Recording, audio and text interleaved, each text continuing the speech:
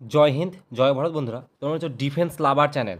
দেখো, যারা অগ্নিবীর আর্মির পরীক্ষার্থী রয়েছো, তোমাদের অনলাইনে কি করে এক্সাম দিতে হবে অর্থাৎ সিবিটি টেস্ট, খুব ভালো করে ভিডিওটা দেখে নাও, কারণ প্রত্যেকটা প্রশ্ন তোমার কাছে খুব গুরুত্বপূর্ণ হবে। এক একটা প্রশ্ন তোমার চাকরি নির্ধারণ করবে। সুতরাং তুমি যদি কম্পিউটারে কাজ করে আসো, তাহলে কিন্তু তোমার প্রশ্নটা সেভ হবে না। ঠিক আছে, সেক্ষেত্রে তুমি বাদ চলে যাবে। দেখো, তোমাদের নেগেটিভ মার্ক নেই, সুতরাং সমস্ত প্রশ্ন অ্যাটেন্ড করবে। কিভাবে অনলাইন এক্সাম হয় স্টেপ বাই স্টেপ একেবারে খুব ঠান্ডা মাথায় বুঝিয়ে দেবো। দেখো, তোমাদেরকে প্রথমত তোমরা যখন কম্পিউটার স্ক্রিনে বুঝবে, স্ক্রিনের মধ্যে দেখবে ঠিক এরকম একটা ইন্টারফেস থাকবে। তোমাদের দেখবে কম্পিউটারের এক কোণায় লেখা থাকবে সিস্টেম নেম, এবং তারপরে লেখা থাকবে তোমার নাম। ওকে, তোমার নাম লেখা থাকবে এবং তোমার এখানে ছবিও দেওয়া থাকবে। এবং এখানে তোমরা দেখতে পাচ্ছ লগ ইন, এখানে তোমাদের রোল নাম্বার, এটা অটোমেটিক্যালি কিন্তু তোমাদের থাকবে। এবার এই যে পাসওয়ার্ড, এই পাসওয়ার্ডটা হচ্ছে তোমার ডেট অফ বার্থ। সেই ডেট অফ বার্থ দিয়ে কিন্তু তোমাকে এখানে সাইন ইন কিন্তু ক্লিক করতে হবে। অবশ্যই কিন্তু তোমাকে মাউস দিয়ে ক্লিক করবে। সাপোজ যদি এটা একটা মাউস হয়, মাউস একদিকে রাইট সাইড, এদিকে লেফট সাইড, অবশ্যই তুমি যে কোনো সাইড দিয়ে তুমি ক্লিক করতে পারো। লেফট সাইড, রাইট সাইড, তুমি যে কোনো একটা সাইডে টুক করে ক্লিক করে তুমি কিন্তু সাইনিং অপশানে ক্লিক করে এগোতে পারবে। এবার ধরো কারো ধরে নাও ডেট অফ বার্থ বোঝানোর ক্ষেত্রে বলছি, 02 দেখা গেল 05 2000 2010। তাহলে তার পাসওয়ার্ডটা কী হবে? স্যার পাসওয়ার্ডটা হবে 02-05-2010। এই হবে তার পাসওয়ার্ড। এটাই সে কিন্তু টাইপ করে কিন্তু সাইন ইন করে এগিয়ে যাবে। তো চলো, আমি সাইন ইন করলাম। সাইন ইন করার পর তোমাদের একটু অপেক্ষা করতে হবে। একটা ইন্টারফেস খুলবে যেখানে ইনস্ট্রাকশান লেখা থাকবে। ইনস্ট্রাকশানে প্রথমে তুমি যদি কোনো রকমভাবে ক্লিক না করো, তাহলে কিন্তু তোমার লাল কালি থাকবে। তুমি যদি কোশ্চেনটা সেভ অ্যান্ড নেক্সট করো, তাহলে কিন্তু সবুজ থাকবে। এবার অনেকের কোশ্চেন কিন্তু ডাউট হয়, তাই না? ডাউট হতেই পারে। ডাউট হলে সেক্ষেত্রে কিন্তু সেটা রিভিউয়ে এরকম কালার দেখাবে। তো চলো, সমস্তটাই দেখাবো। তো নেক্সট করবে, কিচ্ছু করবে না, তোমরা নেক্সট করবে। এবার এটা সবথেকে গুরুত্বপূর্ণ ভাইটাল পয়েন্ট, যে তোমরা পরীক্ষাটা কোন ভাষা দিতে চাও। তুমি এখানে দুটো থাকবে, একটা ভিউ ইন ইংলিশ বলে লেখা রয়েছে, এটা তুমি কিচ্ছু করবে না, তুমি এটাই রাখো। তারপরে তোমার এখানে দেখবে চুজ ইওর ডিফল্ট ল্যাঙ্গুয়েজ, এই যে জায়গাটা, এটাই হচ্ছে সবথেকে ভাইটাল পয়েন্ট। এই ভাষা তুমি যেটাই ক্লিক করবে সেই ভাষাতেই পরীক্ষা হবে। সাপোজ এখানে আমি ক্লিক করলাম, যেহেতু আমরা বাংলা ভাষায় পরীক্ষা দিব, তাই এই বেঙ্গলিটাকে আমাদের কিন্তু সিলেক্ট করতে হবে।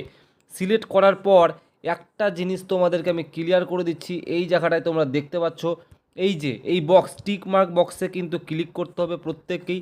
এই জায়গাটায় ক্লিক করার পর তোমাকে কি করতে হবে? I am ready to begin, অর্থাৎ এবার তুমি পরীক্ষা দেওয়ার জন্য প্রস্তুত। এই আই অ্যাম রেডি টু বিগিনে ক্লিক করলেই তোমার পরীক্ষা কিন্তু শুরু হয়ে যাবে। পরীক্ষা আই অ্যাম রেডি টু বিগিনে ক্লিক করার পর তারপরে কিন্তু তোমার প্রশ্ন চলে আসবে। তো পরীক্ষার হলে দেখবে তোমার এরকম একটা পুরো ইন্টারফেস থাকবে। তো তোমরা চাইলে পরীক্ষার সময় আবার ভাষা পরিবর্তন করতে পারো।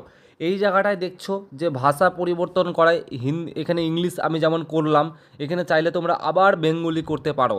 ওকে, তো তোমাদের 15টা প্রশ্ন থাকবে। এখানে একটা স্পষ্টভাবে ক্লিয়ার করে দিই, দেখো জেনারেল নলেজ 15টা বলে প্রশ্ন রয়েছে। এখানে 15টা প্রশ্ন থাকবে, প্রত্যেকটা সিস্টেমের কাজ তোমাদেরকে আমি বুঝিয়ে দিচ্ছি। এবার ধরো না, প্রথম প্রশ্ন কেউ ক্লিক করলো, ক্লিক করার পর এখানে দেখবে এই যে এই জিনিসটা সবুজ মার্ক মানে হচ্ছে তুমি মার্ক করেছো, অর্থাৎ সেভ আর নেক্সট হয়েছে।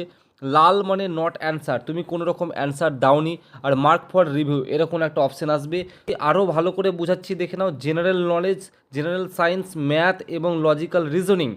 তো তোমরা যখন যেটা খুশি চাইলে তোমরা পরীক্ষায় চুজ করতে পারো। দেখা গেল আমার জেনারেল নলেজ ভালো লাগছে না, আমি কিন্তু জেনারেল সায়েন্সটা আগে করব, তোমরা কিন্তু সেটাও আগে করতে পারো। কিংবা ম্যাথটা আগে করব, ম্যাথটাও আগে করতে পারো, কিংবা রিজনিংটাও আগে করতে পারো। চলো, এক একটা প্রশ্ন আমি এবার অ্যাটেন্ড করে দেখাই যে কীরকম অবস্থায় তোমাদের সাবমিট করতে হবে এবং পরবর্তী প্রসেসগুলো কী কী হয়ে থাকে।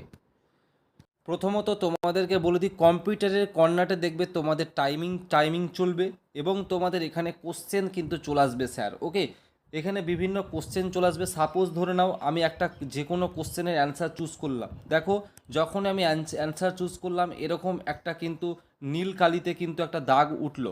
এবার কি করতে হবে? অ্যান্সার চুজ করার পর এখানে দুটো অপশান রয়েছে।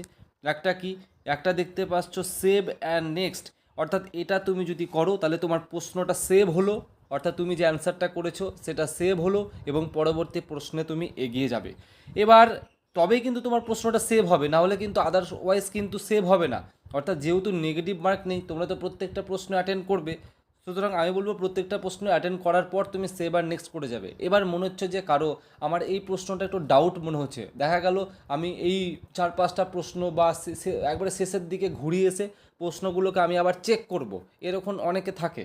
তো তার জন্য কি করবে, এখানে দেখা যাচ্ছে mark for review and next, এই যে mark for review and next এই যে জায়গাটায় কিন্তু ক্লিক করতে হবে। তো চলো এই জায়গাটায় যদি আমি ক্লিক করি তাহলে প্রশ্নটা কেমন দেখতে হলো, কি কালারের, একটা দেখো বেগুনি কালারের তোমাদের দেখতে হলো, তাই না? তার মানে এই প্রশ্নটা তুমি মার্ক করেছো এবং সেভ হয়েছে, অর্থাৎ নেক্সট প্রশ্নে গেছো, সেভ হয়নি, এটা জাস্ট মার্ক করে রেখেছো, অর্থাৎ ঘুরিয়ে এসে দেখবে। তুমি যখন ঘুরিয়ে এসে দেখবে তখন কিন্তু অবশ্যই এই প্রশ্নটা কিন্তু সেভ অ্যান্ড নেক্সট করবে। যেমন দেখো আমি সাপোজ এই প্রশ্নটা আমি একটা যে কোনো উত্তর ক্লিক করলাম, ধরে নাও পাঞ্জাব ক্লিক করলাম, সূর্য মন্দির কোথায়, আমি জাস্ট একটা ক্লিক করে দেখাচ্ছি কি উত্তর, আমি সেটা আমি নিয়ে প্রশ্ন যাচ্ছি না, জাস্ট আমি সেভ অ্যান্ড নেক্সট যখনই করলাম তখন দেখো আমার একটা সবুজ কালার হলো, প্রশ্নের কি কালার হলো, সবুজ কালার হলো, তার মানে প্রশ্নটা আমার পুরোপুরি সেভ।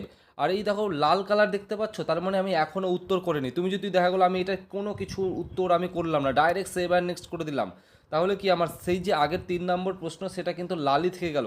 এবার প্রশ্ন হচ্ছে স্যার প্রশ্নটা কি আমি পরে কি আর করতে পারবো না? অবশ্যই।